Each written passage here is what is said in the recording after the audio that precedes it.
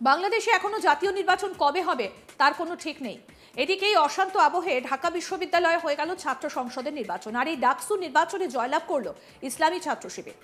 এখানে ইসলামী ছাত্র শিবির জিতে যাওয়ার আগে আরও একটা অর্থ হলো আওয়ামী লীগ শেষ। তাহলে একবার ভাবুন, আগামী প্রধানমন্ত্রী নির্বাচন যদি ফেব্রুয়ারিতে হয় তাহলে কি হতে পারে। জামায়াতে ইসলামী ছাত্র সংগঠনের এই জয় বাংলাদেশের প্রেক্ষাপটে একটা নতুন ইতিহাস তৈরি করব বলে মনে করেছেন রাজনৈতিক বিশ্লেষকদের একাংশ। যেহেতু এখন আওয়ামী লীগ ক্ষমতায় নেই, সেই সুযোগটা নিয়ে মৌলবাদী শক্তি মাথাচাড়া দিয়েছে। অন্যদিকে বাংলাদেশে জামাতের ছাত্র শিবিরের এই জয়ে তুমুল উচ্ছ্বাস প্রকাশ করেছে জামায়াতে ইসলামী পাকিস্তান। তারা বলেছে, শিবিরের জয়ে পাকিস্তানি মতাদর্শের জয় হলো। পরাজিত হয়েছে হিন্দুস্তানের ষড়যন্ত্র, পরাজিত শক্তি ভারতের ছাতার তলায় ছিল।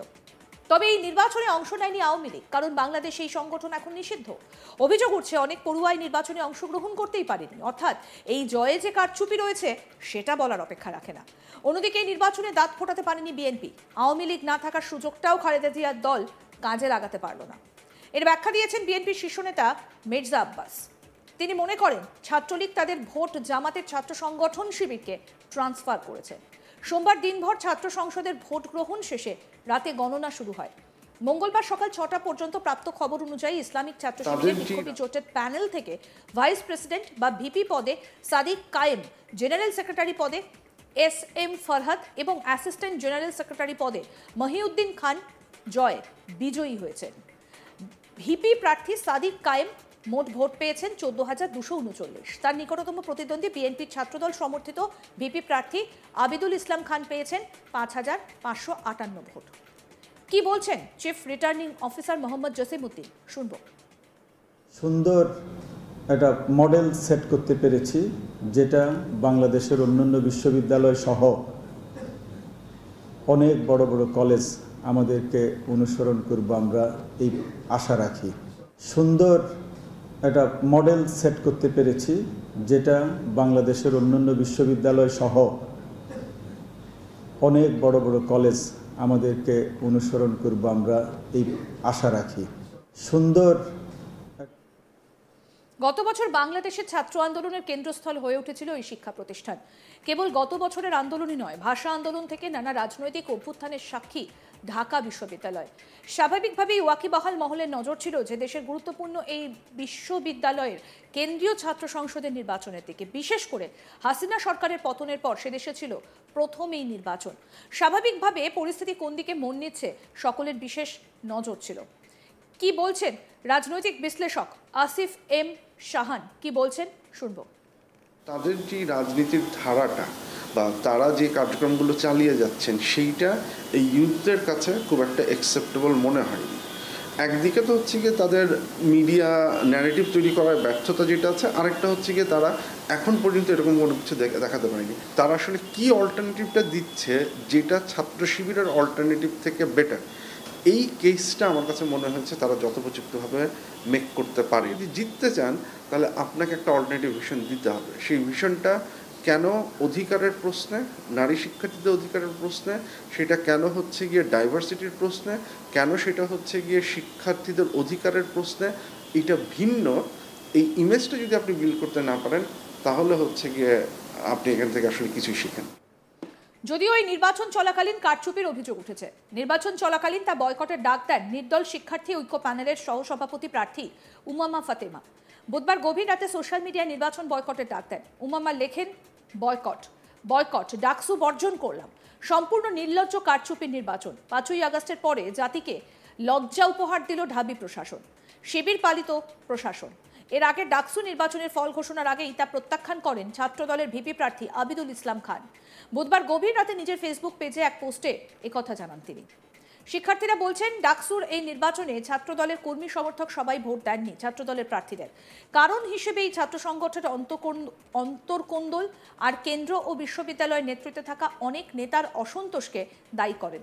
তারা বলছেন, প্যানেলে প্রার্থী নির্বাচনের ক্ষেত্রে আওয়ামী ফ্যাসিস্ট আমলে নানান ঝুঁকি নিয়ে ছাত্রদল পরিচালনা করা কর্মীদের মূল্যায়ন করা হয়নি, তাই তারা বিব্রত ছিলেন, যার নেতিবাচক প্রভাব পড়েছে নির্বাচনের ফলে। প্রার্থী নির্বাচনের ক্ষেত্রেও আত্মীয়করণের অভিযোগ এনেছেন কোনো কোনো শিক্ষার্থী। অপরদিকে ছাত্র শিবিরের প্যানেলের শীর্ষ পদগুলোতে ছিলেন বিশ্ববিদ্যালয় শাখার শীর্ষ নেতারা। শিবিরের চেইন অফ কমান্ডের কারণে নেতাকর্মীরা ছিলেন সুসংবদ্ধ। এর বড় সুফল পেয়েছে শিবির। ভোটাররা জানান 5ই আগস্ট পরবর্তী সময়ে ছাত্র শিবির ঢাকা বিশ্ববিদ্যালয়ের শিক্ষার্থীদের কল্যাণে বিভিন্ন কার্যক্রম পরিচালনা করেছে। এর অগ্রভাগে ছিলেন সাদিক কায়েম, এম ফরহাদ মহিউদ্দিন। ফলে শিক্ষার্থীদের কাছে তাদের ভালো ইমেজ তৈরি হয়। ছাত্রদল বেশ কিছু কল্যাণমূলক কার্যক্রম পরিচালনা করলেও সামনের সারিতে ছিলেন শীর্ষ নেতারা। কিন্তু ছাত্রদল থেকে যারা প্রার্থী হয়েছেন তারা শীর্ষ ছাত্রনেতাদের মতো ততটা জনপ্রিয় হতে পারেননি। এই কারণে অনেকটা পিছিয়ে পড়েছেন আবিদুল হামিম মায়েদরা।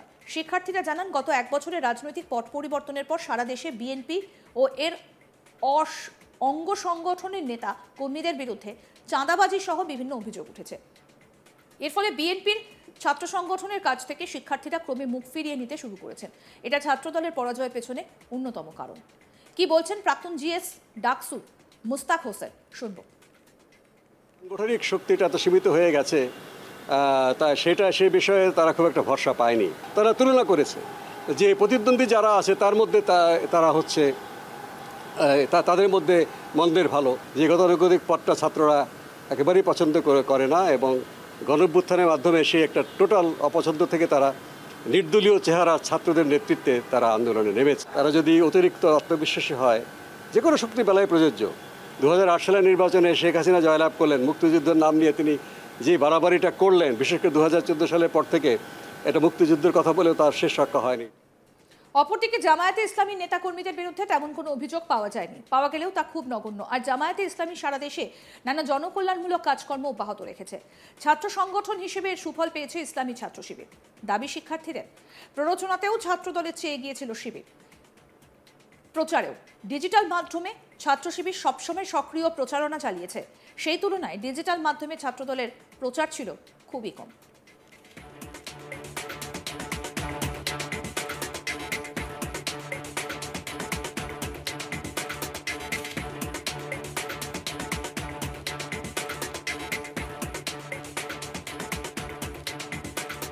বাংলাদেশে কবে নির্বাচন হবে সেটা এখনো পর্যন্ত 20 পাউ জলে, কিন্তু ইতিমধ্যেই আমরা দেখলাম যে ঢাকা বিশ্ববিদ্যালয়ে কিন্তু ডাকসু নির্বাচন হয়ে গেল, এবং ইতিমধ্যেই দেখা যাচ্ছে যে সেখানে এই জামায়াতে ইসলামী শিবির তারা কিন্তু জয়লাভ করেছে। এবং এখানে ইসলামী ছাত্র শিবির জিতে যাবার একটা অর্থ হলো আওয়ামী লীগ শেষ।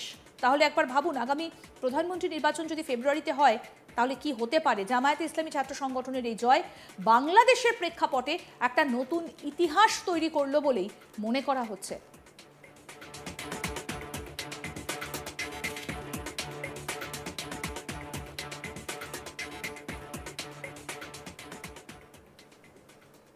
আরো আপডেট পেতে দেখতে থাকুন আজ তাক বাংলা। সাবস্ক্রাইব করুন, নোটিফিকেশন পেতে বেল বাটন অপশন প্রেস করুন।